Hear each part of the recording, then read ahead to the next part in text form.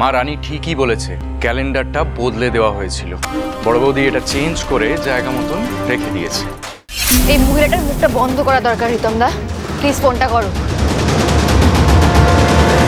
আর phone করতে হবে না, আমি এসে গেছি। কোথায় গিয়েছিলিস তুই? গিয়েছিলাম মেসে ভাই।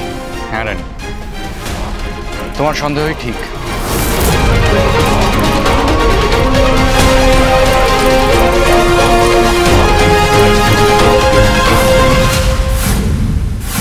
আরে এত হেয়ালি করে কথা বলিস না তো, আমার কিচ্ছু মাথায় ঢোকে না। যা বলবি স্পষ্ট করে বলবি। মা রানী ঠিকই বলেছে, ক্যালেন্ডারটা বদলে দেওয়া হয়েছিল।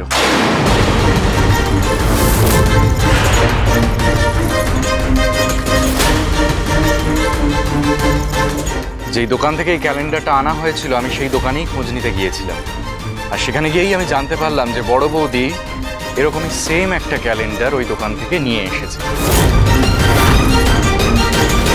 আর বড় বৌদি খুব ভালো করে জানে যে এই ক্যালেন্ডার আমাদের বাড়িতে একটাই আসে। বড় বৌদি এটা চেঞ্জ করে জায়গা মতন রেখে দিয়েছে।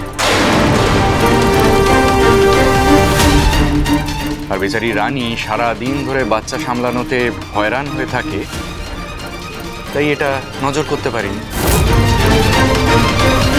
তোমার যদি বিশ্বাস না হয় ওই দোকানের ভদ্রলোকের সঙ্গে তোমার কথা বলিয়ে দিচ্ছি। না না, ঠিক আছে ঠিক আছে। বড় বৌদি, আর কবে থামবে তুমি?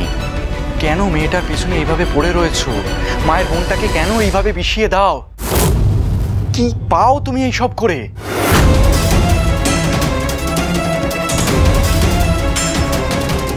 সত্যি বড় বৌমা, তোমাকে যত দেখছি অবাক হয়ে যাচ্ছি।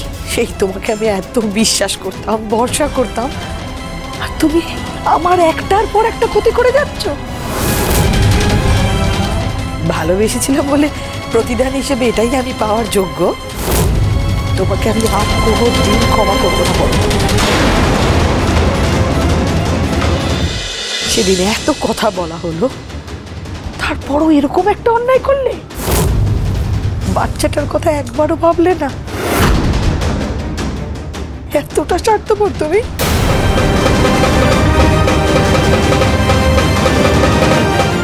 শুধু শুধু ছোট বৌমার ঘাট দোষ চাপি দিল।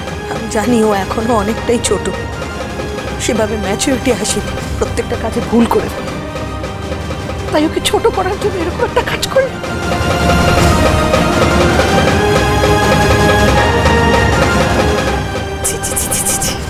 আমি তো ভাবতেও পারছি না, তোমারও তো একটা বাচ্চা আছে, তুমিও তো একটা মা নাকি?